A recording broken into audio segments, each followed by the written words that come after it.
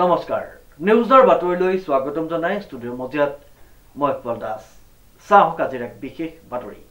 সেউজ হাইড্ৰজেন অভিযান আঁচনিৰ দ্বাৰা 6 লাখ নিবনুৱা পাব সংস্থাপন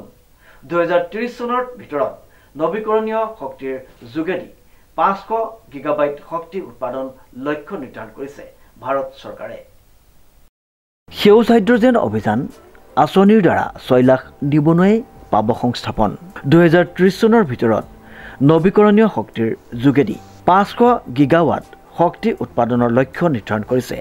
ভাৰত চৰকাৰে ইতিমধ্যে ভাৰত চৰকাৰে ৰাষ্ট্ৰীয় সেউজ হাইড্ৰজেন অভিযান নামেৰে এক অভিলাষী আঁচনি গ্ৰহণ কৰিছে এই আঁচনিৰ যোগেদি দেশৰ 6 লাখ নিবনুৱাই সংস্থাপন লাভ কৰিব যোৰহাট বিজ্ঞান চৰাৰ ৰূপালী জয়ন্তীৰ বৈঠকত মূল বক্তৃতা প্ৰদান কৰি অসম বিজ্ঞান প্ৰযুক্তিবিদ্যা আৰু পৰিৱেশ পৰিষদৰ সঞ্চালক ডক্টৰ জয়দীপ বৰুৱাই এই বক্তব্য প্ৰদান কৰে অসমত বিজ্ঞান জনপ্ৰিয়কৰণৰ ক্ষেত্ৰত অগ্ৰণী ভূমিকা গ্ৰহণ কৰা বিজ্ঞান কৰ্মীজনে অসমত সেউজ হাইড্ৰজেন সম্ভাৱনা আৰু প্ৰত্যাহ্বান শীৰ্ষক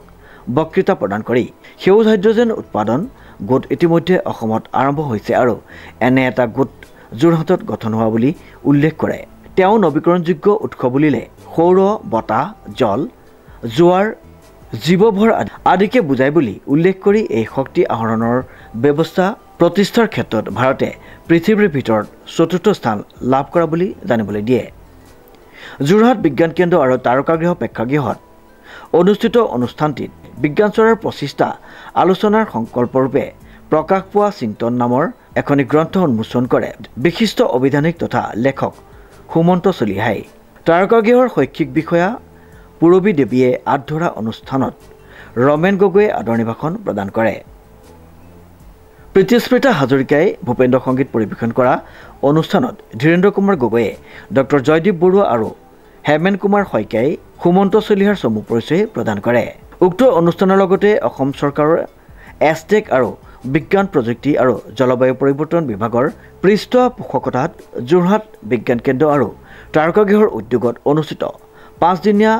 ৰবটিক আৰু ইলেক্ট্ৰনিক্স প্ৰশিক্ষণৰ সামৰণি অনুষ্ঠান সম্পন্ন হয় ডক্টৰ দুষ্মন্ত দত্তই পৰিচালনা কৰা সামৰণি অনুষ্ঠানটিত অংশগ্ৰহণকাৰী শিক্ষকসকলে প্ৰস্তুত কৰা আৰ্হি প্ৰদৰ্শনৰ লগতে অনুভৱ বক্তব্য কৰে দুটা অনুষ্ঠান যুটীয়াকৈ কৰা হৈছে প্ৰথমটো হৈছে যোৰহাট বিজ্ঞান কেন্দ্ৰৰ তাৰকাগৃহৰ তৰফৰ পৰা যোৰহাট জিলাৰ বিজ্ঞান শিক্ষকসকলৰ বাবে এক বিশেষ ট্ৰেইনিং অনুষ্ঠান আৰু দ্বিতীয়টো হৈছে যোৰহাট বিজ্ঞান চৰাৰ 25তম বৈঠকৰ বক্তৃতা অনুষ্ঠান আজি এই অনুষ্ঠানত আমাৰ মাজত উপস্থিত হৈছে অসম বিজ্ঞান প্ৰযুক্তি আৰু পৰিৱেশ পৰিষদৰ তথা অসম শক্তি অভিকৰণৰ সঞ্চালক মাননীয় ডক্টৰ জয়দীপ বৰুৱা ডাঙৰীয়া লগতে বিশিষ্ট সাহিত্যিক অভিধান প্ৰণেতা অসম প্ৰকাশন পৰিষদৰ উপসভাপতি শ্ৰীযুত সুমন্ত চলিহা ডাঙৰীয়া শ্ৰীমন্ত মাধৱ বৰুৱাৰ ৰিপৰ্ট নিউজ নাও